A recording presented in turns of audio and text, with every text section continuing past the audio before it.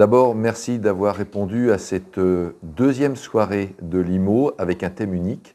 Peut-être que certains d'entre vous sont venus en fin de printemps participer à notre soirée qui était consacrée uniquement au DPE et des conséquences sur le logement. Ce soir, nous allons aborder notre thème unique, qui est là le prêt immobilier, qui est aujourd'hui au cœur de l'actualité. Avant de vous présenter notre intervenant, je voudrais remercier Patrick Sibéras, qui est notre directeur général de Keredes, d'être présent. Et puis, bien sûr, vous remercier de participer à cette soirée.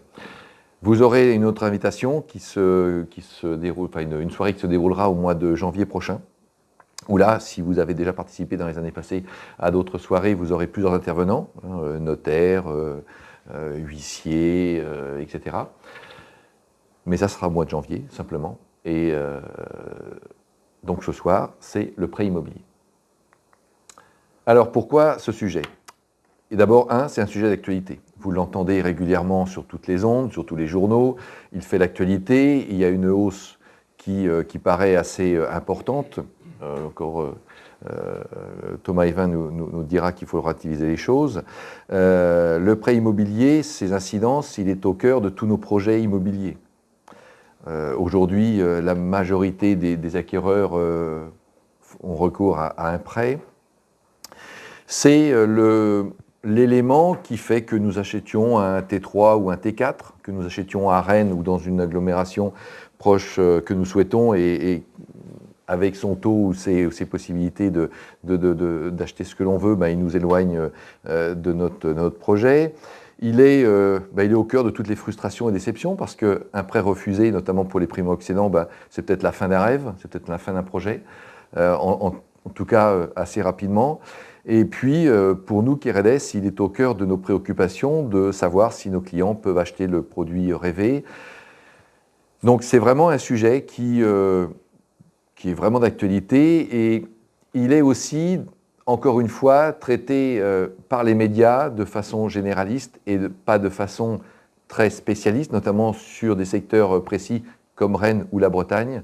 Et c'est un peu déplaisant parce qu'on est pollué par des chiffres, des tendances qui ne sont pas toujours la réalité au niveau local. J'ai évoqué donc pourquoi ce sujet, et puis nous devons aussi, au niveau de Keredes, d'informer nos clients de l'actualité et des sujets qui sont brûlants, comme était le DPE il y a quelques semaines, et le prêt immobilier. Alors, je vous présente ce soir Thomas Evin, qui est donc conseiller financier spécialiste en prêt immobilier auprès d'Artemis Courtage, et qui pourra répondre, puisqu'on va avoir un certain nombre de thèmes que nous allons aborder, mais vous aurez la possibilité, en fin des slides, de poser des questions, qui ne seront peut-être pas forcément évoquées dans le slide. Vous aurez la possibilité de lui poser des questions.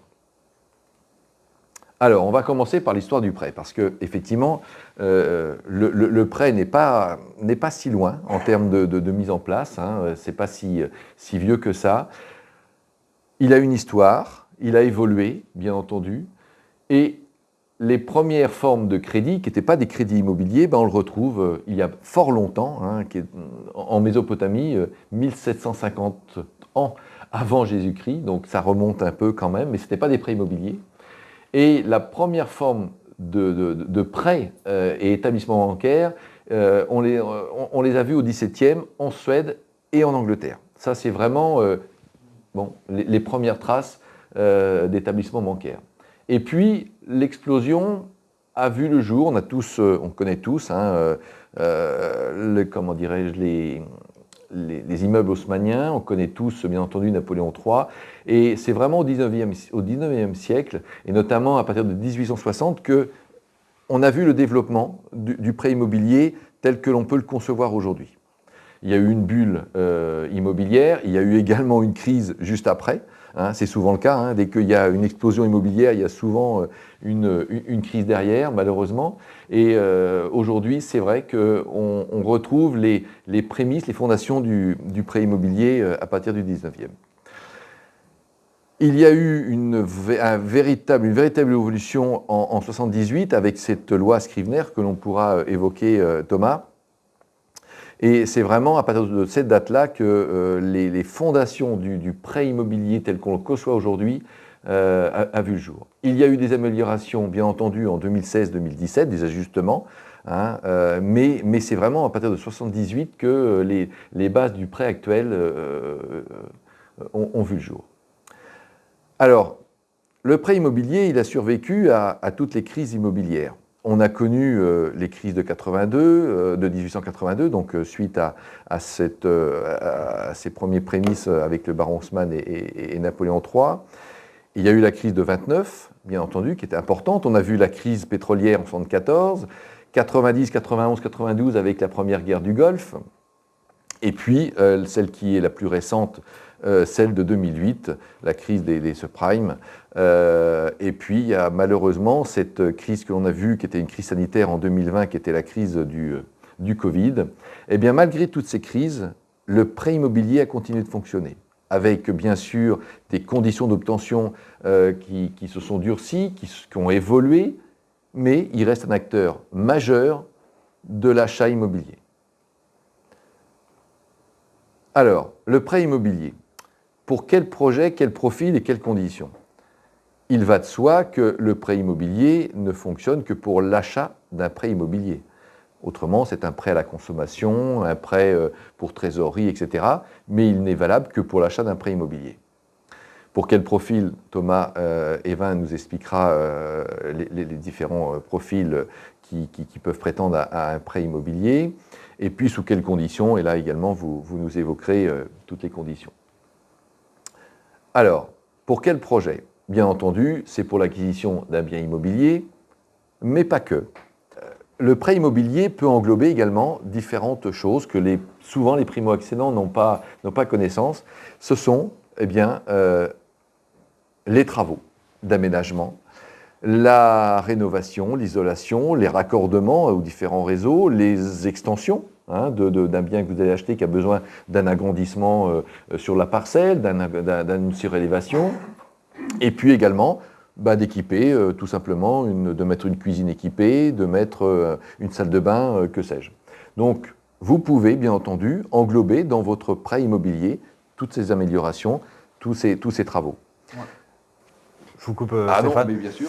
Sur le prêt travaux, donc il peut y avoir les travaux qui vont être en même temps que l'acquisition.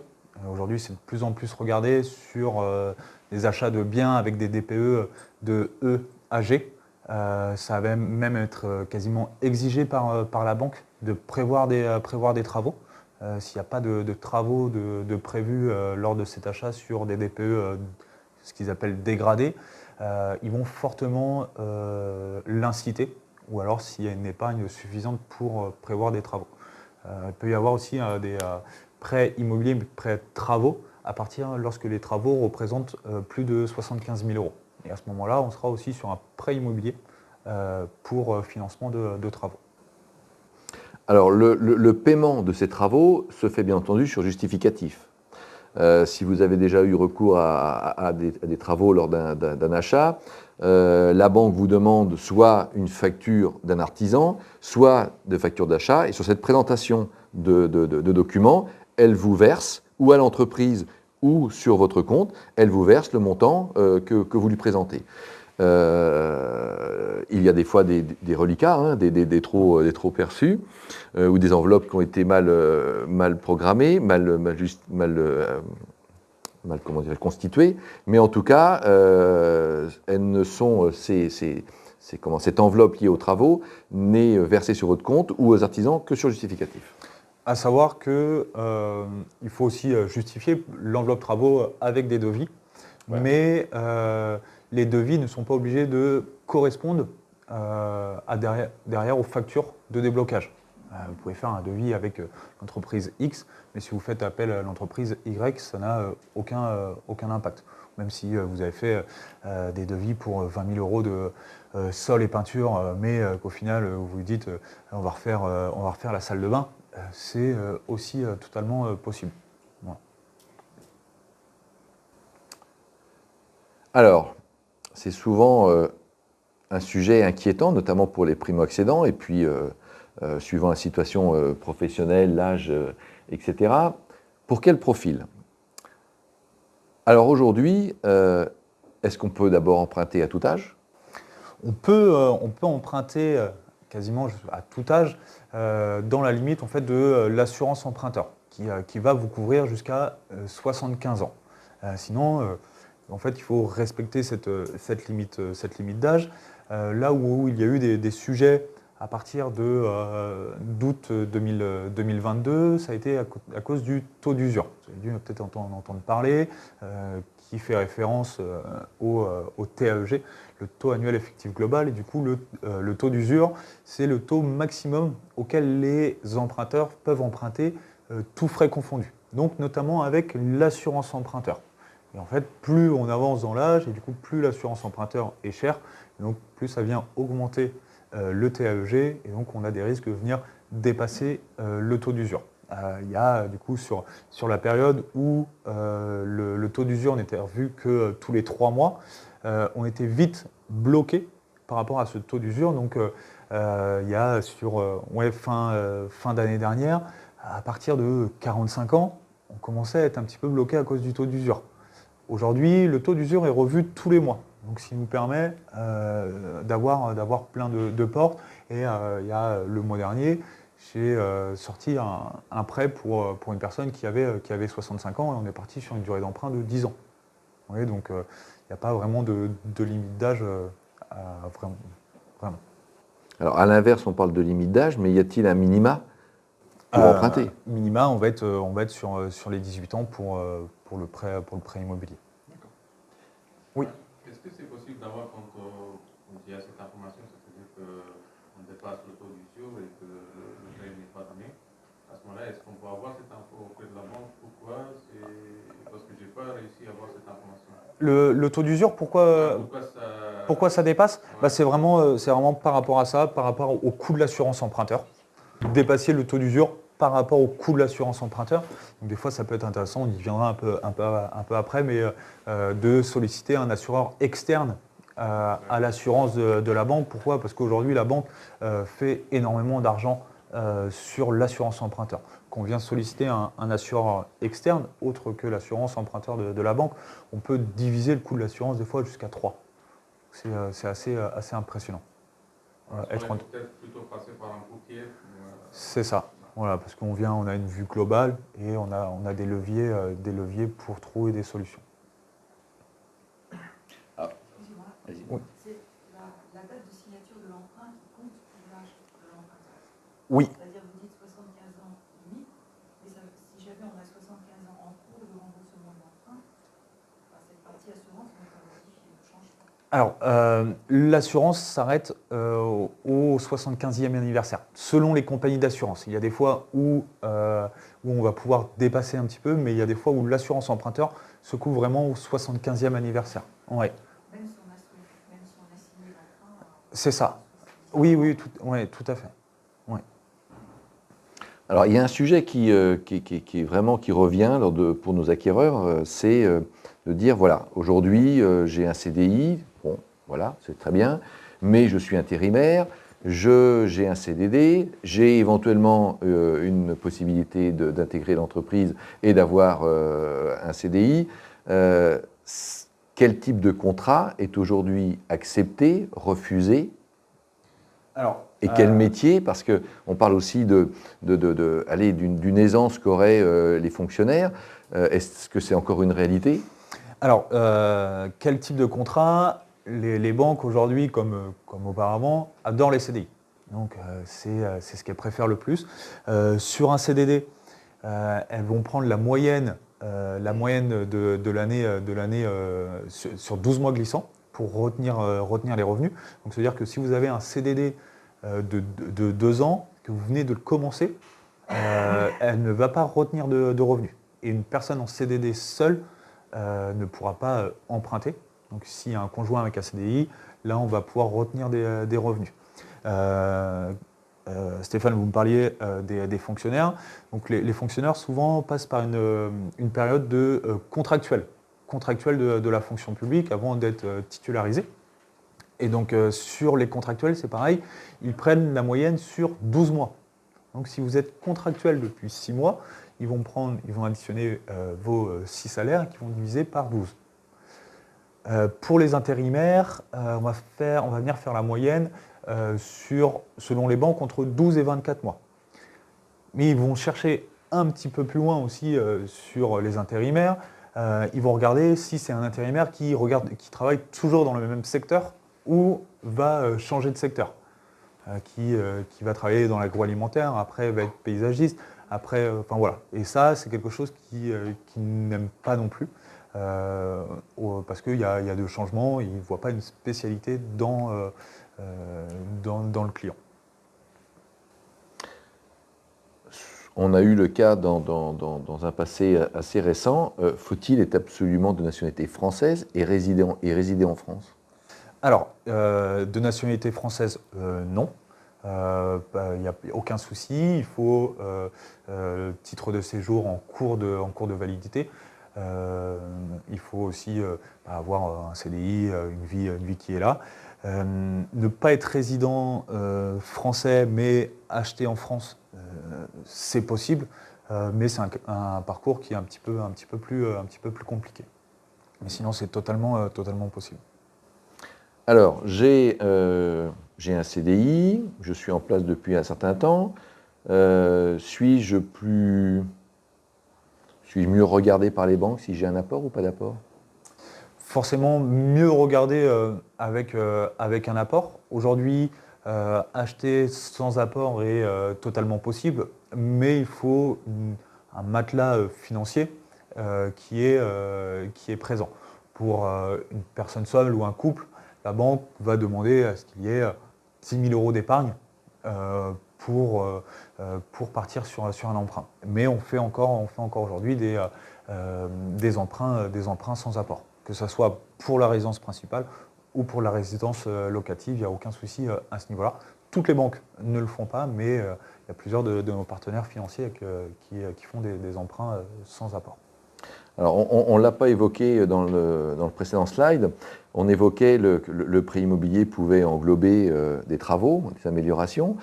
Est-ce que tous les prêts immobiliers prennent en compte les honoraires soit du notaire, soit du professionnel immobilier, ou c'est refusé maintenant par les banques? Non, bien entendu, quand je parlais du vraiment sans apport, c'est tout frais confondus. La banque va venir financer les honoraires de l'agence immobilière, les frais de notaire et même les honoraires de courtage en tant que courtier.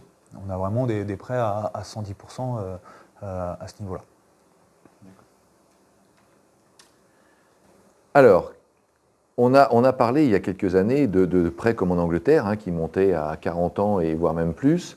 Quelle est la durée moyenne aujourd'hui d'un prêt immobilier en France? Alors, en France, Stéphane, je pense que vous avez mieux les chiffres, mais je vais parler pour... Non, mais je voulais... je vais parler en tout cas pour ma partie et ce que moi j'ai au niveau de mes clients et sur le bassin rennais. On est quand même en majorité sur 25 ans. Parce qu'on a une population sur des primo-accédants, même comme on disait tout à l'heure, même jusqu'à 45 ans, on va sur 25 ans. Donc il y a quand même une majorité de prêts qui aujourd'hui se fait sur 25 ans. Pourquoi? Parce que les biens sont assez chers et les taux augmentent. Donc pour avoir une capacité d'emprunt la plus importante possible, forcément on part avec sur la durée la plus longue possible pour avoir le plus de capacité d'emprunt. Alors moi je vais rebondir. Au sein de Kiredes, ça dépend de la tranche d'âge et du profil de l'acquéreur. Effectivement, plus les acquéreurs sont jeunes, plus ils ont tendance à étaler sur la longueur, et notamment jusqu'à 25 ans, leur durée de prêt, plus le profil prend de l'âge et, on va dire, à une condition sociale un peu plus élevée, plus il va réduire, et là on tombe sur des périodes qui vont même jusqu'à 15 ans. On va dire que globalement, on est à peu près à 22 ans en moyenne de taux d'emprunt. Oui. Encore une fois, chez Kiredes et chez les confrères, c'est à peu près la pratique aujourd'hui, on va dire, sur le bassin rennais et en Bretagne. Oui, c'est à peu près ça. Quand même des prêts sur 15 et 20 ans, tout à fait. La durée maximale possible en France? On va être sur un achat dans l'ancien, on va être sur 25 ans. Sur du VFA, donc du neuf de la construction, on va être sur 25 ans plus 2 ans d'anticipation. Donc on peut aller au maximum jusqu'à 27 ans. Les prêts qui étaient à une époque, il n'y a pas encore si longtemps, hein, en 2016-2017, on avait des prêts qui étaient sur 30 ans. Sur 30 ans, il n'y a plus. Il n'y a plus. Non. Et aussi, est-ce que vous pouvez parler des montants? Typiquement, les montants des prêts, c'est combien? Et aussi, combien d'apports par rapport Les moyennes sur le bassin rennais, sur les montants, je les ai pas en tête. Mais vous pourrez prendre ma carte à la fin de la réunion et m'envoyer un petit mail et j'essaierai de vous trouver. Je dois avoir les chiffres à l'agence. Peut-être qu'on y vient après. Oui, aujourd'hui, les emprunteurs financent alors, soit la totalité du projet, soit financent à 90% par un prêt, voire même, voilà, aujourd'hui, il n'y a pas de...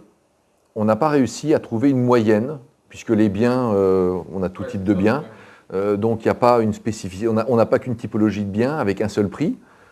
Donc aujourd'hui, il y a vraiment tout type de montant, tout type de projet, tout type de profil emprunteur. Alors, aujourd'hui, le prêt a encore la part belle pour l'acquisition d'un bien. On voit bien qu'aujourd'hui, 80% des transactions réalisées en France sont réalisées avec l'aide d'un prêt. Alors, soit un prêt qui couvre l'intégralité du projet, soit une partie, mais aujourd'hui, on voit bien que le prêt a encore la part belle. La tendance a l'air de s'inverser un petit peu, notamment parce qu'il y a un durcissement des banques pour obtenir un prêt, et on voit bien que l'aide de la famille, des amis ou d'un déblocage de placement est de plus en plus utilisé. Donc on voit bien que c'est... Et puis il y a du cash, on va dire aussi pour certaines tranches d'âge, où les gens achètent sans recours à un prêt. On voit bien que cette proportion a tendance depuis quelques mois à diminuer. Cependant, la part... Enfin, vous êtes courtier, donc vous devez avoir aussi l'activité qui est relativement soutenue, mais la part du prêt est quand même, pour l'achat immobilier, et reste importante, malgré tout. Alors, on parle tous de l'évolution aujourd'hui des taux. Ça fait peur, ça met en péril des projets. On se dit, est-ce que d'abord c'est le bon moment d'acheter? On aurait peut-être dû acheter parce que c'était moins cher il y a quelques mois. On a vécu depuis 3-4 ans sur des périodes qui étaient... D'abord, est-ce qu'elles étaient normales ou pas? Ça, c'est pas à moi de le dire. Mais on voulait quand même vous montrer que la tendance, d'abord, elle est évolutive, on va vers des taux à 4,5 et 5 peut-être dans un futur très proche, mais on a connu, je pense que vous avez tous connu, des taux d'emprunt qui étaient largement plus importants, alors avec bien sûr une inflation qui était différente, un coût de la vie qui était autre, mais n'empêche qu'on retrouve quelque chose que l'on a connu il y a quelques années. Dans les années 2000, début, on empruntait régulièrement à 7%. C'est une moyenne sur 20 ans, bien sûr qu'il y avait certainement des taux inférieurs et des taux supérieurs, mais on empruntait à peu près à 7%. Et puis dans le graphique suivant, vous allez voir, je n'ai pas repris bien entendu trop loin, mais on voit bien l'évolution depuis 2001, où on a cessé régulièrement d'avoir des taux qui baissaient. C'était intéressant, on a bien vu qu'il y a quelques mois, on était quand même à 1 ou 1,5, mais on a bien vu que depuis 2001, les taux d'emprunt n'ont cessé de baisser. Ce qui a permis d'abord, d'augmenter le volume des transactions, parce qu'effectivement, plus votre taux baisse, plus votre possibilité d'emprunt est importante, plus grand, mieux situé. Donc ça a donné effectivement une aisance au marché de l'immobilier. Et puis, il y a eu la crise du Covid, et là, tout d'un coup, on a vu que le marché se grippait un peu, les banques avaient moins de volume, et puis tout d'un coup, les taux ont augmenté. Jusqu'où, ça vous allez nous le dire. On n'a pas moi, j'ai pas de boule de cristal. Je n'ai pas de boule de cristal non plus, mais depuis ce qu'on peut entendre auprès de différents partenaires bancaires. On se dirige vers les 5% d'ici la fin de l'année, premier trimestre 2024. Là, aujourd'hui, on est sur un taux moyen sur 25 ans aux alentours entre 4,20 à 4,50 selon les banques. On continue à augmenter en termes de taux, même si on espère, ce qui est annoncé, avoir au moins une stabilisation des taux. On espère ne pas atteindre les 5% trop rapidement. Ce qui change par rapport aux années passées, c'est que autant on avait soit une baisse, soit une augmentation qui était relativement courte et lente. Là, depuis le début de l'année, l'augmentation est régulière et c'est brutal. Sur une courte durée, on a une augmentation des taux qu'on n'a jamais connue.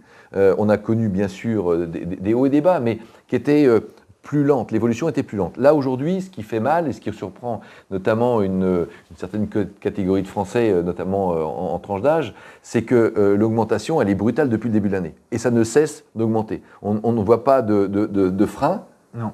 En tout cas pour les clients. Hein. On peut le voir sur le graphique. Hein. La plus grosse augmentation qu'on peut voir, c'est entre 2005 et 2008. Il y a eu à peu près 1,5% en 3 ans. Et là, si on reprend les taux de janvier 2022, on était à 1%, voire bien en dessous des 1% pour les très beaux profils. Et là, aujourd'hui, on est à 4,5%, donc on a pris 3,5% en un an, en à peine 2 ans, 1 an et demi, 2 ans. Ce qui est aussi valable pour l'indice des loyers. Si certains d'entre vous, vous êtes locataires, vous avez bien vu qu'en quelques mois ou quelques années, notamment depuis 1 an, on a eu une évolution de l'IRL qu'on n'a jamais connue. On a quasiment, en 1 an et demi, pris 4,5%. Donc on voit bien qu'il y a une accélération de ces taux qui est assez brutale par rapport à ce qu'on a connu il y a quelques années. Hein. Et ça, effectivement, on n'était pas prêt, plus bien entendu à une crise du coût de la vie qui est importante. Alors, sous quelles conditions, quels critères regardent les banques? Parce qu'on a parlé des profils, hein, mais quels critères ils regardent précisément? Moi, je voudrais que vous évoquiez tout ça parce que on voit bien quand on fait des découvertes financières à notre niveau, hein, des profils acquéreurs. D'abord, nous ne sommes pas banquiers, nous ne sommes pas courtiers, et on voit bien qu'il y a plein de choses qui rentrent en jeu. Oui, tout à fait. Déjà, aujourd'hui, il y a les normes HCSF, donc le Haut Conseil de sécurité financière, qui recommande les 35% de taux d'endettement. Avant, on parlait de 33%, mais ces 33% étaient très facilement dépassables. Je travaillais auparavant en banque où on a financé des clients avec 50% de taux d'endettement. Aujourd'hui, c'est plus du tout le cas. On va pouvoir venir dépasser ces 35% de taux d'endettement, mais vraiment sur une proportion assez limitée et dans un taux d'endettement au maximum à 39-40%, vraiment sur des gros profils. Donc, qu'est-ce que va regarder ce taux d'endettement? C'est l'ensemble des charges divisé par l'ensemble des revenus. Dans les charges, on vient prendre les crédits immobiliers qui peuvent déjà être en place, les crédits à la consommation, également une LOA sur une voiture. Donc ça, c'est quelque chose qu'on voit de plus en plus, les LOA sur les voitures, et les clients ne vont pas forcément le considérer comme un crédit. Mais c'est bien pris comme une charge pour les banques. Composition du foyer. Pourquoi la composition du foyer? Parce qu'il y a un reste à vivre qui doit être de 800 € pour une personne seule, 1 200 € pour 2 personnes, et on rajoute 2 tranches de 200 € par enfant. Donc il y a ce reste à vivre à regarder. L'âge, on en a parlé tout à l'heure, le métier également. Et les banques regardent aussi de plus en plus, on en a aussi un petit peu parlé, le DPE. Le DPE, pourquoi? Parce que soit sur de la location, soit sur de la résidence principale, parce qu'il y a toutes ces lois qui sont passées sur la rénovation énergétique. Et donc, un DPE en EFG sans travaux de prévus, la banque va être très très frileuse. J'ai eu des refus sur des prêts parce que le DPE était trop élevé et que la banque considérait que l'enveloppe travaux n'était pas suffisante, même avec un DPE projeté, parce que comme dans tout métier, mais parmi nos amis banquiers, nous avons des grands spécialistes du DPE. Donc malheureusement, des fois, voilà, on a des refus à ce niveau-là, mais c'est pour ça qu'il faut être assez regardant et prévoyant sur l'enveloppe travaux, sur ces DPE dégradés. Également, sur les charges de transport, une personne qui va acheter à plus de 45 minutes de son lieu de travail, c'est quelque chose qui va être regardé par la banque. Comment cette personne va au travail, parce qu'on connaît tous le prix de l'essence et du gasoil aujourd'hui, donc c'est assez regardé. Il n'y a pas forcément un calcul qui est fait, mais c'est regardé et il faut qu'il y ait une certaine, que ce soit en corrélation. On a eu beaucoup aussi de Parisiens à acheter sur Rennes. Auparavant, ça ne posait pas forcément de problème à la banque parce que il y avait la LGV, on était en 1h27 sur Paris. Aujourd'hui, ils sont un petit peu plus regardants. Ils vont demander des attestations de télétravail parce qu'on voit qu'aller tous les jours sur Paris en transport, même si entre guillemets, il n'y a que 1h30, c'est assez regardé. Donc il faut attestation de télétravail et que le télétravail représente plus de 70% du temps. Donc ça, c'est des choses qui sont demandées. Alors, pour revenir sur le DPE, l'État et les instances voient que, effectivement, aujourd'hui, quasiment 1 million de logements est impacté par les classements en F ou G. C'est à peu près le recensement. Et il voit bien que ce volume de biens mal classés ne pourra pas être acheté parce qu'il ne sera pas financé par une partie des Français. Donc ils sont en train de se dire comment on va pouvoir modifier, on va dire, ce DPE pour remettre sur le marché un certain nombre de biens et de pouvoir et de permettre à une partie des Français de l'acheter. Donc on voit bien que le DPE a une incidence forte sur à la fois le financement et donc sur l'acquisition par une certaine tranche de la population. C'est un gros sujet, vous entendez, tous les jours, on l'entend à la télé, les biens mal classés sont délaissés, vont plus pouvoir être loués, vont plus pouvoir trouver preneur, mais au-delà de ça, c'est leur acquisition, leur financement par l'acquéreur qui va poser problème. Oui, tout à fait. Et il ne faut pas forcément avoir peur des DPE dégradés, il faut se rapprocher et demander le diagnostic ou l'avis d'un diagnostiqueur, parce que des fois, à très peu de choses près, on peut regagner le D.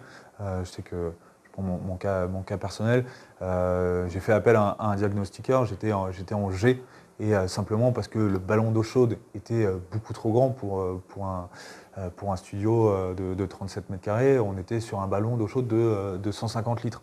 Donc en fait, c'est venu totalement dégradé, plus sur des vieux chauffages, et j'ai changé simplement ces deux choses-là et je suis repassé en D.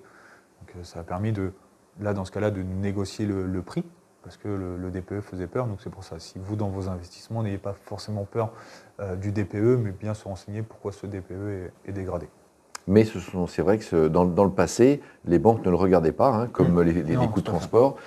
Aujourd'hui, ce n'est plus le cas.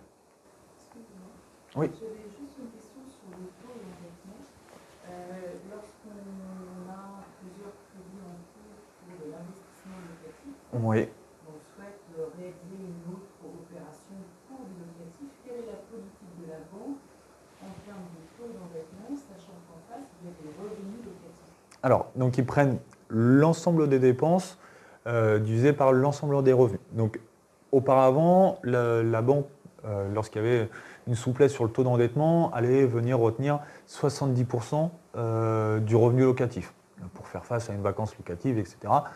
Aujourd'hui, on a des banques qui prennent entre 90 et 100% du revenu locatif, donc ce qui vient gommer un petit peu ce taux d'endettement.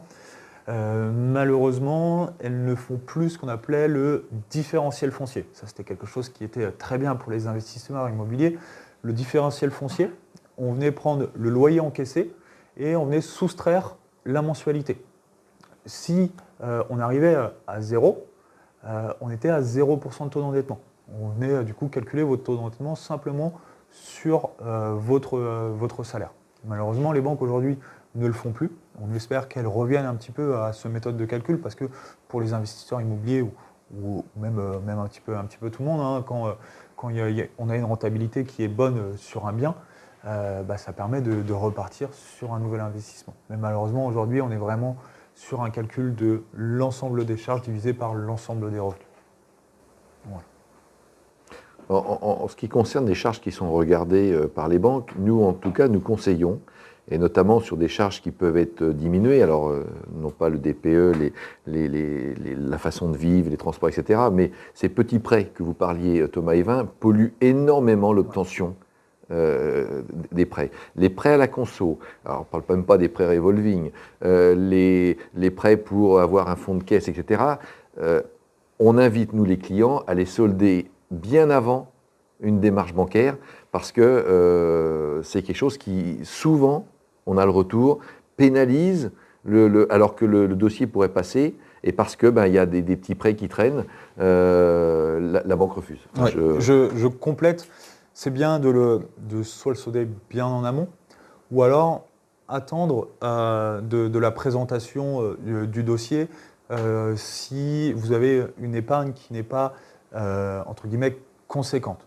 Si vous avez 10 000 euros d'épargne et qu'il reste 3 000 euros à rembourser sur un crédit, moi je vais vous conseiller de ne pas le rembourser tant qu'on n'a pas présenté le dossier en banque, mais lors de la présentation en fait auprès des banques, on va venir dire à la banque ce prêt où il reste 3 000 euros sera soldé pour la réalisation du projet. Donc c'est-à-dire qu'on présente le dossier auprès de la banque sans retenir la charge de crédit, mais toujours en ayant 10 000 euros d'épargne. En fait, on embellit un petit peu le projet. Alors que on aurait très bien pu présenter le dossier avec directement 7 000 euros d'épargne. En fait, dans la tête du banquier, il voit ces 10 000 euros d'épargne qui sont là, ce petit crédit où il reste 3 000 euros qui va être lui soldé. Mais voilà, c'est vraiment un jeu d'écriture qui permet d'embellir le dossier auprès du banquier et de donner un peu plus de confiance. Donc ça peut être bien de le solder en amont, mais ça peut être aussi bien d'attendre un petit peu pour le solder en fonction de l'épargne qui est disponible. Mais toujours calculer sa capacité d'emprunt en enlevant ce prêt, bien entendu. Et il est bien entendu qu'un prêt immobilier ne peut pas rembourser ou solder un prêt à la conso. Non. C'est deux choses qui sont totalement différentes et qui ne peuvent pas, bien entendu, se mélanger. On voulait également vous parler des différents prêts parce que sur le marché aujourd'hui est proposé du prêt in fine au prêt hypothécaire, au prêt relais.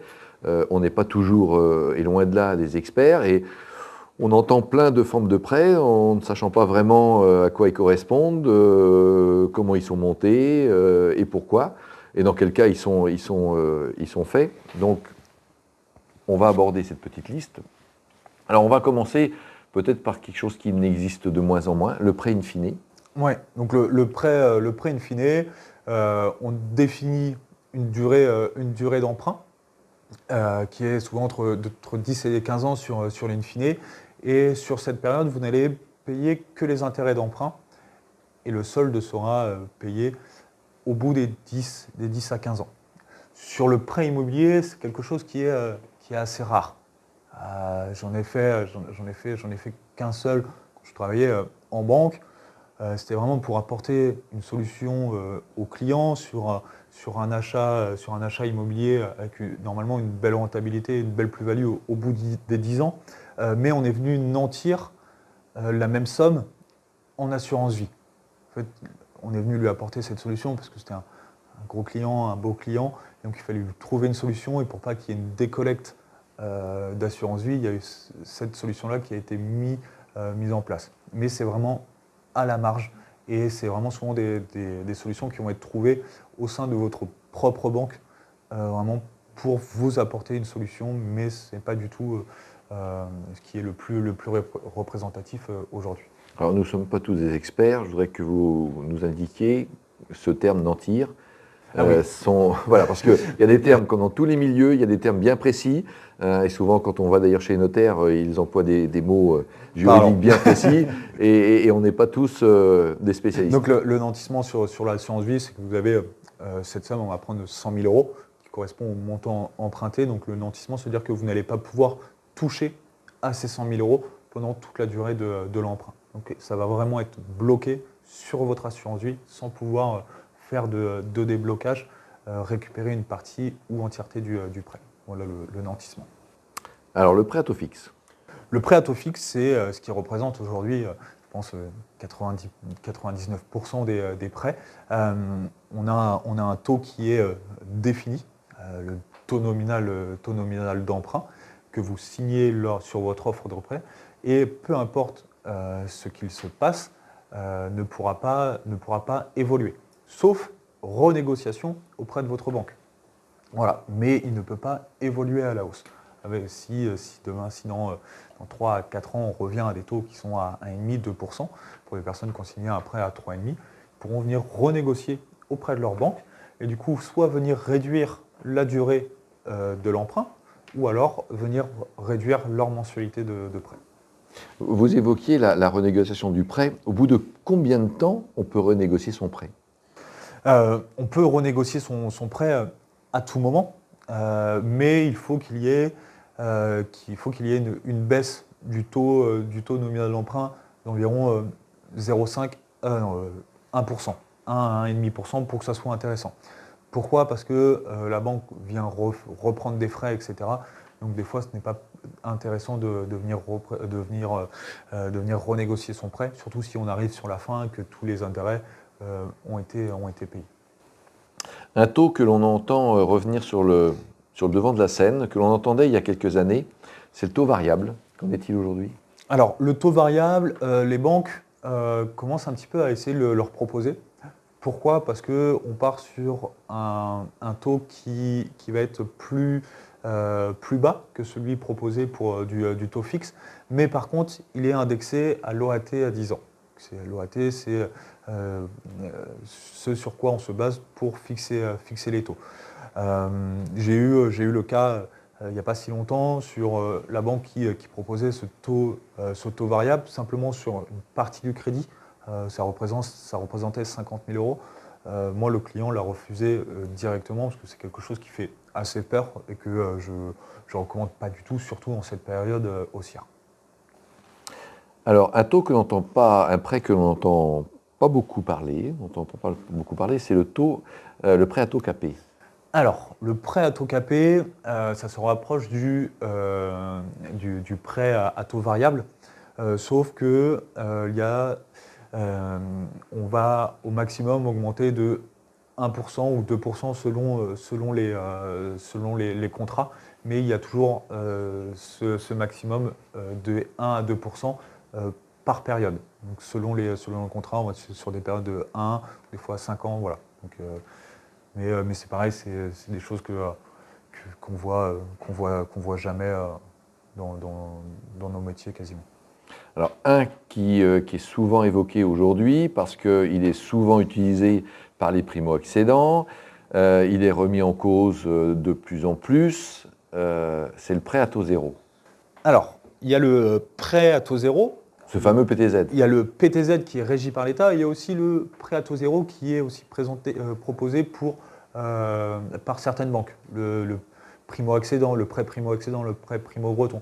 Et ça va vraiment être sur certaines banques. Il y en a de moins en moins. Maintenant, on est sur 0% ou 1%. Donc il y a ça, mais là, on est vraiment sur du primo-accédant.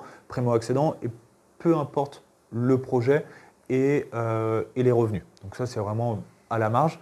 On va avoir entre 10 et 15 000 euros à 0% selon les banques. Mais là, il faut être primo-accédant. Et il y a le PTZ, donc le prêt à taux zéro, donc soit sur de la construction, mais qui disparaît en 2024, et sur de l'achat en VFA. Et là, il faut être primo-accédant. Qu'est-ce que c'est primo-accédant ? Parce que dans l'imaginaire et dans la tête de beaucoup de personnes, ça va être des jeunes qui achètent pour la première fois. On peut être primo-accédant à 50 ans parce qu'on a été locataire de cette résidence principale les deux années qui précèdent l'achat. On est primo-accédant à partir du moment où on a été locataire de sa résidence principale les 2 années qui précèdent l'achat. Vous pouvez être propriétaire de résidences locatives, ne jamais avoir été propriétaire de votre résidence principale et du coup être considéré comme primo-accédant. Il y en a un qui a fait souvent débat, qui n'est pas facile à expliquer, qui permet d'acheter le produit de ses rêves tout en étant encore avec un bien dont on n'a pas vendu, c'est le prêt relais. Alors le prêt relais vous permet d'avoir une enveloppe sur un bien qui est à la vente ou va être mis à la vente. Pour ce prêt relais, la banque va retenir 70% de l'estimation la plus basse. Et donc elle va prendre 70% si votre bien est estimé 100 000 euros. Pour la facilité des calculs, elle va vous faire un prêt relais sur 24 mois de 70 000 euros et qui va être remboursé suite à la vente. Le prêt relais peut être soit sur votre résidence principale que vous vendez pour acheter une nouvelle résidence principale, mais vous pouvez également faire un prêt relais sur une résidence locative ou secondaire que vous souhaitez mettre en vente pour faire l'achat de votre nouvelle résidence principale. Il faut qu'il soit soldé au bout de combien de temps? 24 mois maximum. Et enfin, le dernier, qui n'est pas franchement utilisé, mais qui génère des coûts, notamment à la revente avec une main levée chez le notaire quand on revend le bien, c'est le prêt hypothécaire. Alors, le prêt hypothécaire, oui, c'est lorsqu'on vient mettre en hypothèque le bien. C'est pareil, c'est des choses qui sont vraiment à la marge. Donc, lorsqu'on hypothèque un bien pour avoir de l'argent pour acheter un autre bien, c'est vraiment des choses qui sont très très à la marge et les banques sont très frileuses là-dessus. Comme pour le prêt in fine, c'est des solutions qui vont venir être apportées en interne dans la banque pour trouver une solution à un client. Mais c'est très très rare. Alors il y a un autre inconvénient, c'est que quand le bien est vendu, le notaire demande à la banque le restant qui doit être remboursé. La banque l'interroge et pour lever l'inscription hypothécaire, eh bien, il fait une main levée qui a un coût, c'est un acte notarié et qui a un coût supplémentaire. Donc c'est un prêt qui est vraiment la dernière solution pour garantir la banque, mais il est coûteux tout compte fait. On voulait évoquer également le parcours du dossier de prêt. On voit souvent des acquéreurs qui nous disent on a fait une simulation, pour nous ça y est, c'est bon, on a l'accord de prêt. On n'a pas besoin, on va voir la banque, on va avoir un accord, mais on n'a pas besoin du compromis signé. On voit bien qu'il y a plein de confusion. C'est un parcours qui est long, mais qui est également qui est régi par des étapes bien précises. Et puis, on a voulu évoquer aussi comment sont débloqués les fonds, par qui et à quel moment de la transaction. Alors, la première des choses, moi, ce que je dis toujours aux clients, c'est commencer avant d'acheter un bien ou d'être en recherche, d'avoir recours à une simulation. Alors, déjà, une simulation, soit par un banquier, soit par un courtier, ça vous permet quand même d'avoir une visibilité sur l'enveloppe que vous allez pouvoir consacrer à l'achat de votre bien. Ça, c'est la première des choses.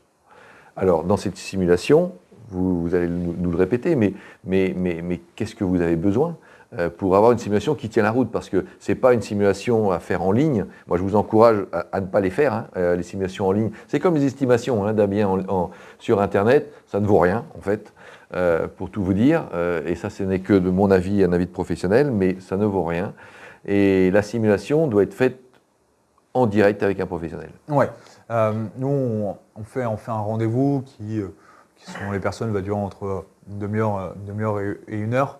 On va déjà vous expliquer quel est le rôle du courtier, mais on va rentrer dans là ce qui nous intéresse, la simulation. Moi, je vais vous demander en tant que courtier un certain nombre de documents.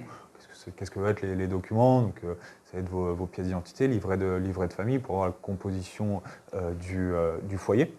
Et les 3 derniers bulletins de salaire, plus le bulletin de salaire de décembre de l'année passée pour avoir le net fiscal, voir s'il y a des évolutions de salaire ou pas, ou des fois parce qu'il y a des primes qui sont annualisées, etc. Donc pour avoir un calcul du revenu qui est le plus proche possible. Ce rendez-vous peut également être fait sans document, mais à ce moment-là, on est vraiment sur du dire du client. Moi, j'aime bien avoir les documents en amont ou même pendant le rendez-vous parce que on sait ce que va retenir exactement la banque en termes de revenus. Je prends un exemple d'un routier qui fait du découché. Il va avoir un salaire de 3 500 €. La banque, bien souvent, va ne retenir que 2 200 €, 2 500 €, parce que tout le découché n'est pas retenu auprès de la banque. Forcément, il va être un petit peu déçu sur sa capacité d'emprunt, alors que si j'avais fait simplement un rendez-vous et que je n'avais pas les documents, le client m'aurait annoncé c'est 3 400 €. C'est pour ça que c'est important de vraiment retenir les revenus au plus proche de la réalité des banquiers, parce que ça ne sert à rien de surestimer les revenus, parce que derrière, on va être bloqué sur la simulation. Donc, on va également avoir besoin des avis d'imposition lorsqu'on va s'engager sur du VFA, voir si on est éligible au prêt à taux zéro. On a également besoin de la synthèse de l'épargne, savoir pour connaître votre épargne au global, même si vous ne souhaitez pas l'intégrer en globalité dans le projet, c'est pour montrer en fait votre assise financière et savoir aussi comment la banque peut travailler avec vous. Ce qui va me permettre, moi, de déterminer quel taux je suis en capacité d'aller chercher auprès des banques. Donc c'est bien de connaître cette épargne. On va également demander les relevés de compte. Moi, je ne regarde pas les relevés de compte. La seule chose que je regarde sur la relevée de compte, c'est les frais bancaires. S'il y a dépassement d'autorisation découverte, ça entraîne des frais d'intervention. Les banques regardent de très très près ces frais d'intervention. Surtout, on a déjà eu des refus parce qu'il y avait tous les mois 8 €, 16 €, 24 € de commission d'intervention.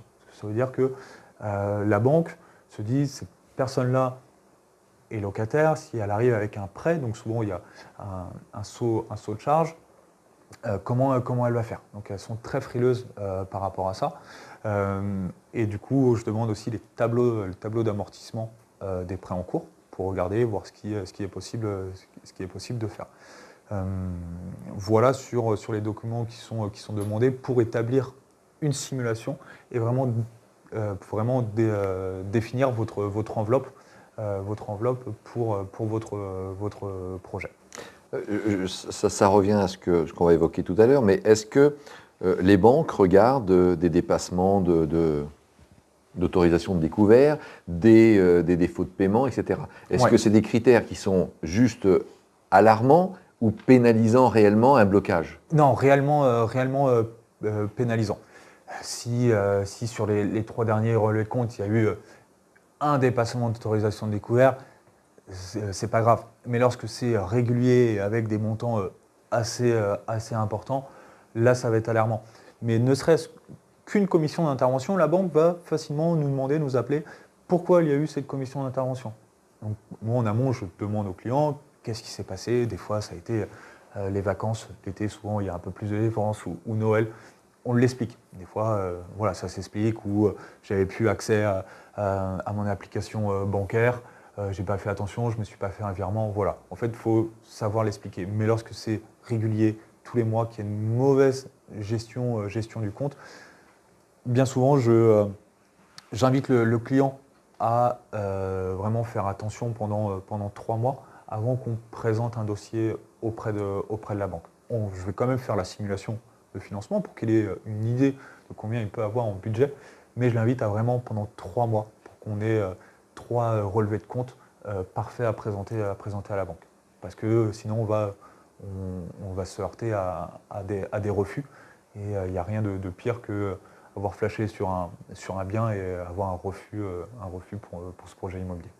Moi, je vous invite, que vous passiez par courtier ou par la banque, c'est vraiment de travailler en amont pour que, vous ayez une vraie visibilité sur votre budget que vous allez consacrer à l'achat, que vous puissiez vous positionner, mais de façon réactive et réelle sur un bien, et que vous ne soyez pas déçu par un refus de prêt. Parce qu'il n'y a rien de pire que d'entamer des négociations, de signer un compromis et de se dire à la fin, au bout de 35-45 jours, on l'abordera tout à l'heure, les délais, mais d'avoir un refus. Là, vous avez en amont une visibilité sur votre pouvoir d'acquérir tel et tel petit bien et à quel montant. Je pense que c'est la première base, encore une fois, par courtier ou par banquier. Alors, il est bien entendu que une fois que vous avez fait votre simulation, que vous avez trouvé le bien qui vous plaît, le dossier de prêt ne pourra être entamé que par la présentation d'un compromis signé par les parties, que ce soit vendeur-acquéreur. Moi, j'ai eu dans le passé des acquéreurs, les vendeurs n'avaient pas signé, les acquéreurs avaient signé, et ils présentaient le document à la banque en disant « ça y est, c'est bon, j'ai mon compromis, le banquier va pouvoir commencer les démarches du prêt ». Or non, le banquier demande ou le courtier demande à ce que le compromis soit signé par le vendeur et l'acquéreur, et c'est une fois que ce document est signé, apporté, que les démarches réellement du dossier peuvent commencer concrètement. Avant, il y a du travail, bien entendu, en anticipation, mais... Oui et non.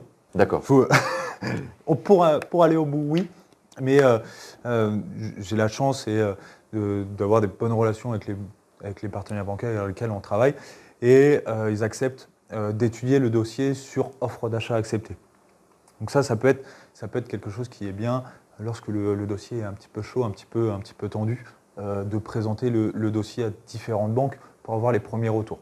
Et bien entendu, il faut que la signature du compromis se fasse assez rapidement derrière pour valider une proposition d'une banque et là enclencher réellement le processus d'exécution de l'offre de prêt. Mais donc sur offre d'achat acceptée, on peut avoir des propositions, mais avec tous les bons montants, etc., pour éviter de changer derrière.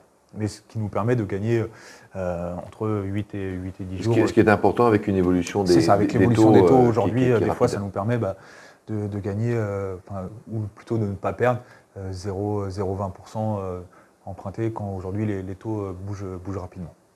D'accord.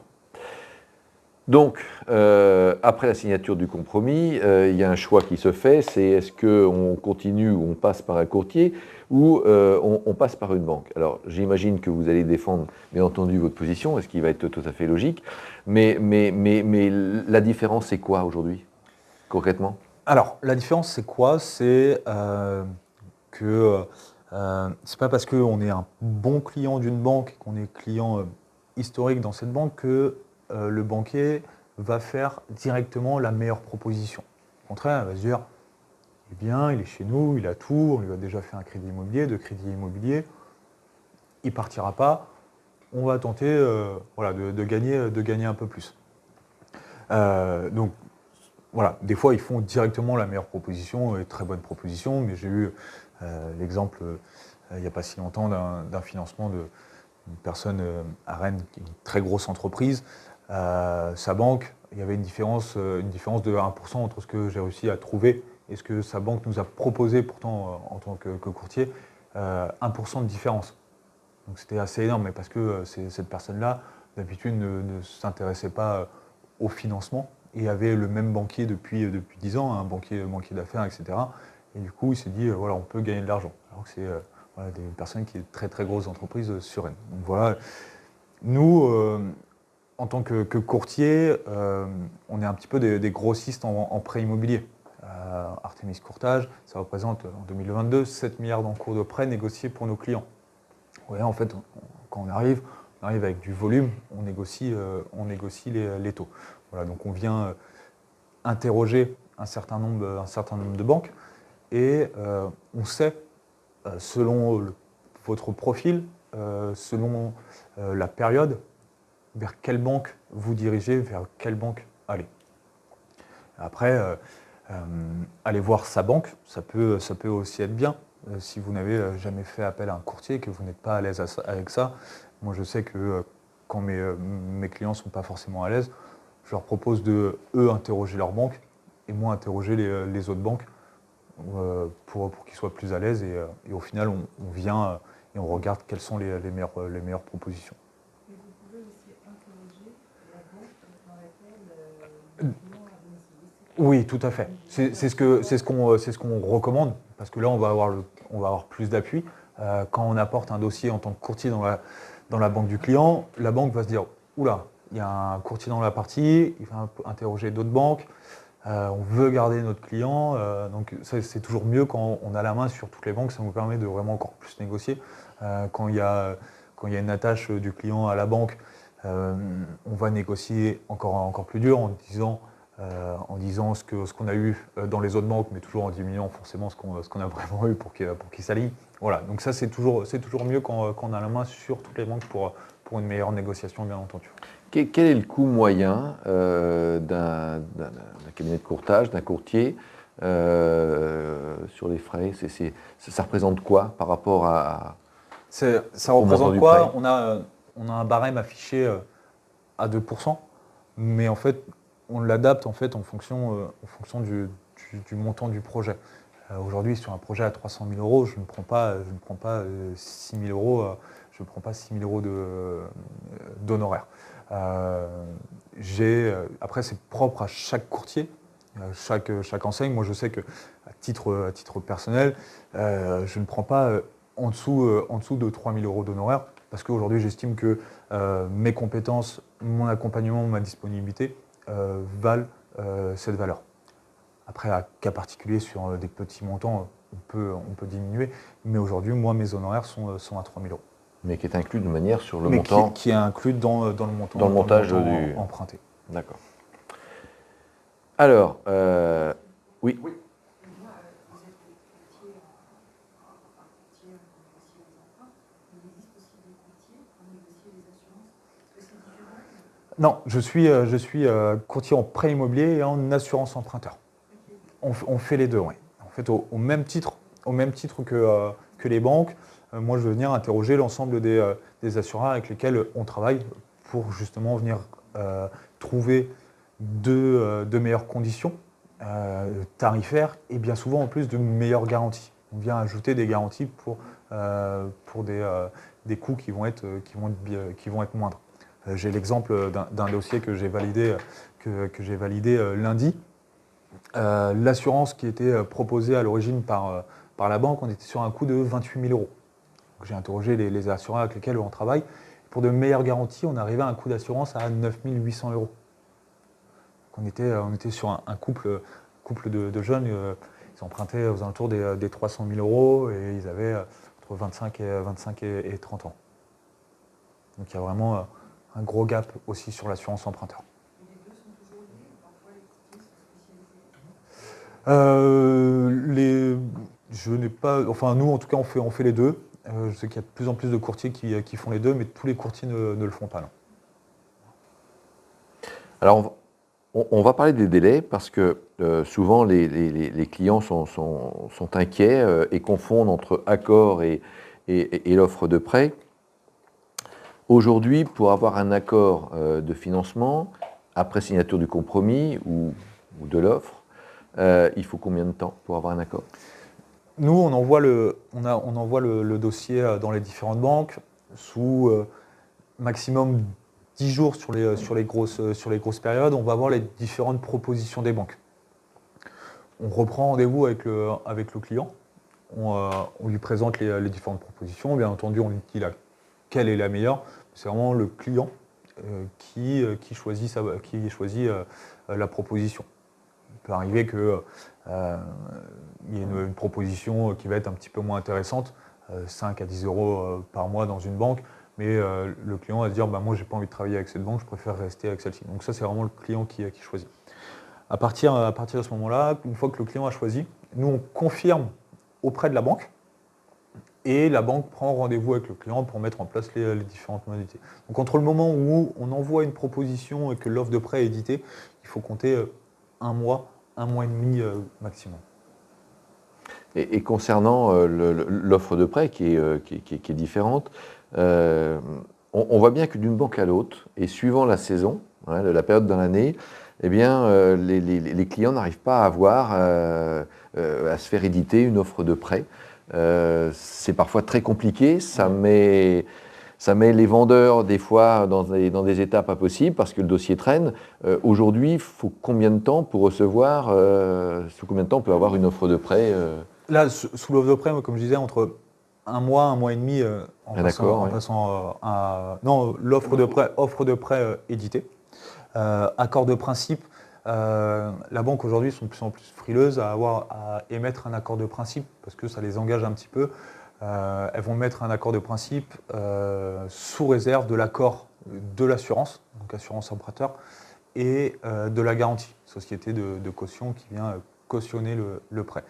Quand vous passez par un courtier, je prêche un petit peu ma paroisse, sous 10 jours, vous allez avoir les différentes propositions des banques.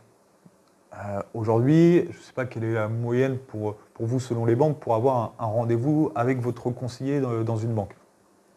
Il faut souvent au moins une semaine, je ne sais pas, selon les agences, ça change aussi au niveau des agences, mais vous voyez, en moyenne, il faut une semaine pour avoir un rendez-vous auprès de son banquier. Vous voyez, nous, quasiment en une semaine, on aura déjà les propositions des différentes banques, qui est aussi un gain de temps et de sérénité. Juste une question, les agences immobilières, quand elles commercialisent un bien, sont-elles en droit de demander à des possibles acquéreurs une lettre ou un accord de principe avant de faire visiter le bien? C'est ce qui se pratique de plus en plus. Pourquoi? Parce qu'on voit bien que aujourd'hui, les vendeurs, ce qu'ils ont peur, c'est de l'insolvabilité ou du non-financement de leurs biens. Donc, effectivement, en tout cas chez Keredes, ce que l'on fait, c'est une découverte verbale de la situation financière de l'acquéreur. Tout ça, c'est pour rassurer sur la faisabilité du projet et rassurer le vendeur. Maintenant, on n'est pas des banquiers. On n'est pas le fisc, on n'est pas la police, et qu'un client nous dirait aujourd'hui, un acquéreur, je ne vous donne pas tel ou tel justificatif parce que ça ne vous regarde pas, quelque part, bon, mais on le fait pour rassurer notamment le vendeur et puis ne pas se dire on fait une visite pour rien. On voit bien qu'aujourd'hui, il y a une partie de la population qui a du mal à avoir un prêt, qui continue malgré tout à faire des recherches, mais c'est des recherches pour rien, quelque part. De vous interdire une visite, de vous refuser une visite, oui, le professionnel le peut. Bon, dans quelle limite, je ne sais pas. Mais c'est quelque chose qui se pratique de plus en plus, oui. Ça permet, le fait d'avoir une simulation, une lettre, nous on remet une lettre de confort. On indique qu'en tant que courtier chez Artemis Courtage. Rien ne s'oppose au financement de. On s'engage à trouver, enfin on ne s'engage pas, mais au vu des éléments qui nous ont été fournis, il n'y a aucun souci pour trouver un financement pour tel bien à tel prix. Et ça permet en fait pour vous d'être aussi plus serein lorsque vous visitez ou vous voulez faire une offre aussi auprès du vendeur, parce que vous allez vous dire j'ai cette capacité, je ne m'engage pas sur quelque chose où je ne suis pas vraiment sûr. Et vous savez que si vous joignez cette lettre ou cette simulation à une offre, ça permet quand même d'appuyer vraiment votre dossier. Sachant que nous, une simulation, on va la délivrer si je ne suis pas en rendez-vous, j'ai mon client au téléphone, je fais la simulation en direct et je lui envoie. Donc c'est assez rapide et c'est une simulation qui va être du jour même ou de la veille. Donc ça permet vraiment de rassurer aussi les vendeurs et l'agent immobilier. Alors, concernant le déblocage des fonds, il va de soi qu'on ne peut pas payer un bien immobilier ni en billets de banque, ni en bijoux, ni en lingots d'or. Donc, le déblocage de fonds ne se fait que par le notaire. Il contacte la banque et c'est la banque qui va verser au notaire directement les fonds et qui, celui-ci, paiera directement soit le notaire du vendeur, soit le vendeur directement et par RIB. Le déblocage de fonds se fait sous combien de temps? En général, c'est très très rapide. Oui, c'est très rapide. Une fois que l'offre de prêt est signée, donc l'édition de l'offre de prêt, vous en accusez réception, parce qu'aujourd'hui, 90% des banques ont des offres de prêt électroniques. Donc vous en accusez réception et derrière, il y a le délai Scrivener, donc le délai de réflexion légale de 10 jours. À partir du 10e jour, vous allez pouvoir signer votre offre de prêt. une fois que l'offre de prêt est signée, les fonds vont être disponibles chez le notaire 48 à 72 heures après. Rappelez-vous, la loi Scrivener est arrivée en 1978. C'est une étape importante, ça c'est une évolution du prêt immobilier. Et donc c'est un délai, en fin de compte, qui est accordé de réflexion, tout simplement. Et les gens reçoivent, ils ont d'ailleurs surpris de la banque souvent de recevoir un recommandé sur l'offre de prêt en disant qu'est-ce qu'on fait? On signe pas, on bouge pas, on interroge la banque. Et c'est un peu déroutant quand on n'est pas averti de cette démarche. Ouais, donc c'est pour ça qu'aujourd'hui, sur les offres électroniques, c'est beaucoup plus simple. Beaucoup plus simple. Que sur le recommandé en papier, comme je disais, on ne savait pas quand signer, où signer. Tout à fait, non mais ça manquait une paraphe, une signature. Là, en électronique, on a accuse réception, on lit tous les documents et après on peut signer, on a un rappel de la banque. Vous pouvez signer votre offre de prêt, c'est quand même beaucoup plus simple et agréable. Alors, messieurs, dames, avez-vous, et n'hésitez pas, vous avez un professionnel devant vous, avez-vous des questions sur le financement, les modalités d'emprunt, etc. etc. N'hésitez pas, Thomas Évin est là pour ça. Tout à l'heure, on parlait du taux d'emprunt et vous disiez que ça allait sûrement en S1 2024 repartir sur du 5 points. Mais quels sont les pronostics? Qu'est-ce que dire? Est-ce qu'on va vers une crise économique où en fait tout va être hyper serré, hyper tendu, ou est-ce que ça va se redétendre? Non, je pense qu'on va aller tranquillement vers ces 5% pour derrière une stabilisation. Parce que, comme on a pu échanger en amont de la réunion, aujourd'hui, la baisse d'échanges immobiliers vient impacter les communautés, parce que les communes touchent sur les transactions, sur les frais de notaire, ils sont impactés là-dessus. Donc l'immobilier est en lien directement avec l'économie, donc ils ont tout à fait à ce que le nombre de transactions reste du moins stable. Ce que je peux vous dire, et ça c'est un avis général de la profession, de l'immobilier, c'est que beaucoup d'acquéreurs ont attendu, ont patienté pour avoir leur projet pour mettre en route leur projet immobilier en disant soit les prix de l'immobilier vont baisser et de façon conséquente, soit il va y avoir un arrêt sur les taux d'emprunt. Or, comme dit Thomas Évin, de ce que l'on entend, les taux d'emprunt ne vont pas cesser d'augmenter. On va vers un 5%, à quel moment, j'en sais rien, et que les prix de l'immobilier ne vont pas dégringoler, sauf élément que je ne maîtrise pas, je n'ai pas de boule de cristal, mais sur le plan français, on attend une baisse de 6%, grosso modo. Donc c'est quand même peu. Moi, je vous invite, et encore une fois, je ne presse pas pour ma paroisse, loin de là, si vous avez un projet immobilier, c'est de le faire maintenant parce qu'on voit bien que les conditions d'emprunt vont se durcir, que les taux vont augmenter et que, sauf catastrophe que je ne connais pas, et que j'espère qu'il n'arrivera pas, les prix de l'immobilier vont certes se tasser, il n'y aura plus d'évolution comme on a connu, il va y avoir un fléchissement, mais il n'y aura pas une dégringolade sévère. Donc c'est peut-être le quart d'heure, et on le voit bien, nous, autant il y a eu une baisse de l'immobilier depuis quelques mois, une baisse de transactions. On va retrouver d'ailleurs un taux, un volume qu'on connaissait en 2018. Mais on voit bien que depuis un mois ou deux, les acquéreurs ont pris conscience que le marché n'allait pas dégringoler, se casser la figure, et que c'était peut-être le temps, s'il y avait un projet, bien entendu, d'acheter. Donc, malheureusement, on ne va pas vers ni une baisse de l'immobilier, ni un frein sur les taux d'emprunt. Moi, ce que je recommande souvent à mes clients, c'est en fait d'être en phase avec son investissement. Si vous avez trouvé un bien qui vous plaît, que vous payez une mensualité qui vous convient, pourquoi avoir des freins par rapport à ça? Ne pas écouter l'oncle, la tante, le cousin du cousin qui a acheté, ah oui mais moi j'ai acheté beaucoup moins cher, j'ai eu tel taux. En fait, si on commence à écouter tout le monde, on vient se freiner dans ces projets. Oui, peut-être votre cousin va vous dire ce bien est un peu cher. ok, mais si aujourd'hui, moi, ce bien me plaît et que j'ai une mensualité à 900 € que ça me convient, et ben pour un achat d'une résidence principale, mettre 900 € dans un achat immobilier, dans sa résidence principale, restera toujours plus intéressant que 900 € dans un loyer. Pareil pour un investissement locatif. On a quand même un locataire qui vient payer notre charge de crédit. Enfin, c'est quand même beau et c'est quand même un très beau levier pour développer son patrimoine. C'est vrai qu'il y a eu ces dernières années, après Covid, des très belles plus-values.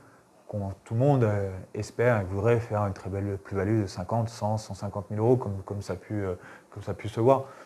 Mais des fois, ne pas toujours penser à la plus-value et penser à ce qui peut être fait dans l'instant présent. Parce que contrairement à ce que nous disent les médias, il est encore possible aujourd'hui, et j'ai eu le cas personnellement, c'est que pour un primo-accédant ou pour une personne qui n'aurait pas d'apport, il est possible d'avoir des prêts. Ouais. Il est possible, contrairement à ce que disent les médias, en disant qu'aujourd'hui, un ménage qui n'aurait pas d'apport, et notamment les primo-accédants, tous les prêts vont être refusés. C'est peut-être vrai à Paris, ce n'est pas vrai sur l'ouest de la France. Et tant mieux. C'est ça, en fait, on a toujours ce problème du média français, je trouve, c'est qu'il regarde ce qui se passe à Paris. Il regarde Paris, voilà, on voit Paris. Donc c'est comme ça, il faut un apport, les banques ne prêtent pas sans apporter à minima les frais de notaire, etc. etc. Nous, en Bretagne, on est très bien lotis sur le prêt immobilier, donc ce qui est dit dans les médias est vrai sur Paris et d'autres régions.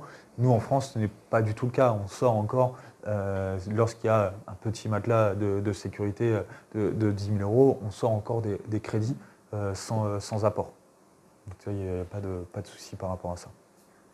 On entendait dire il y a quelques mois que les banques avaient un quota qu'elles devaient respecter pour donner priorité peut-être à des accidents versus des investisseurs ou des ménages déjà installés.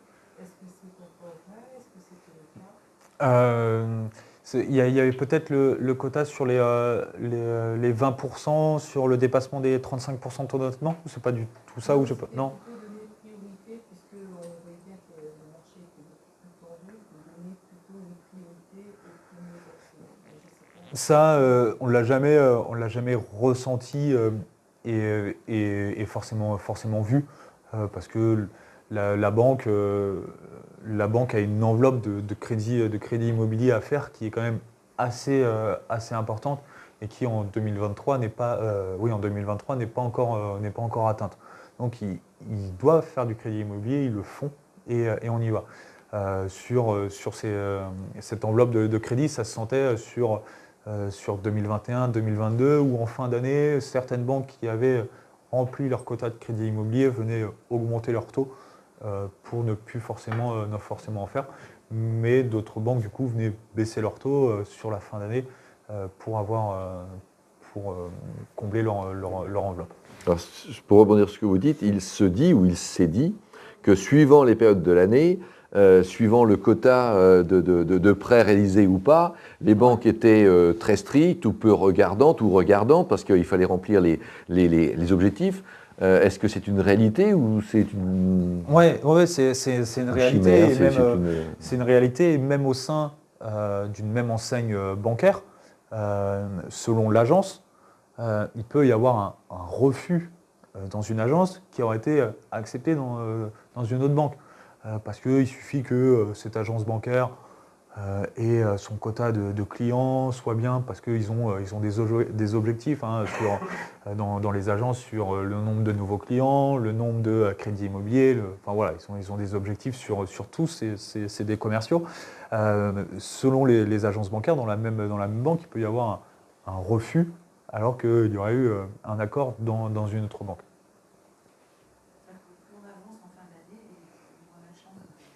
Pas forcément, parce que du coup, il va y avoir des agences qui vont être en retard sur leurs objectifs et qui du coup vont vouloir faire du chiffre, capter de nouveaux clients, vendre de nouveaux produits et du coup. Mais ça, elle l'annonce pas.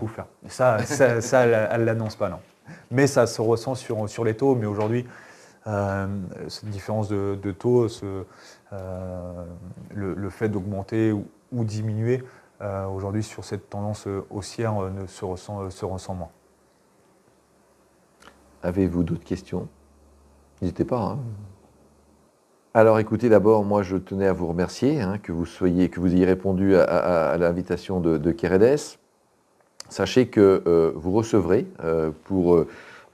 d'ici quelques semaines, d'ici un mois et demi peut-être, un peu plus, vous recevrez une nouvelle invitation pour une soirée qui sera beaucoup plus généraliste au mois de janvier. Et là, vous aurez des intervenants, notaires, huissiers, courtiers. En général, il y a à peu près 4 ou 5 intervenants. La soirée pour Rennes se déroulera à l'Hôtel Mercure, donc vous allez recevoir d'ici quelques temps une invitation. Et puis au printemps, au mois de mars, il y aura une nouvelle soirée sur un petit format avec un thème unique. Et là, il y aura un autre thème qui sera rester locataire ou devenir propriétaire. Le grand dilemme, parce que il n'y a pas de bon ou mauvais modèle, il n'y a que des circonstances de la vie ou des situations personnelles qui font basculer à un autre. Et suivant les territoires, il est des fois préférable de rester locataire que propriétaire, parce que on va dire que le prix de l'immobilier fait que on n'amortit pas, on ne rentabilise pas son bien, donc là aussi ce sera un dilemme. Donc en tout cas, merci d'être venu, j'espère que ça vous a plu, que ça a répondu à quelques interrogations. En tout cas, vous savez où nous sommes. Si vous souhaitez avoir un rendez-vous, si on peut vous éclairer sur quelques sujets. Autrement, Thomas Evin a laissé des cartes, n'hésitez pas à revenir vers lui, c'est gratuit. Tant que vous ne contractez pas un prêt, c'est gratuit. C'est ça, tant que vous n'avez pas signé chez le notaire. Minimum 3 000. Négocier, non? Pas négociable.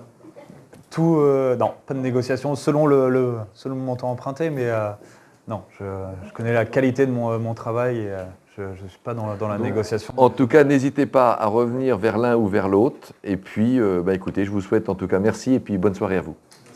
Merci. Au revoir.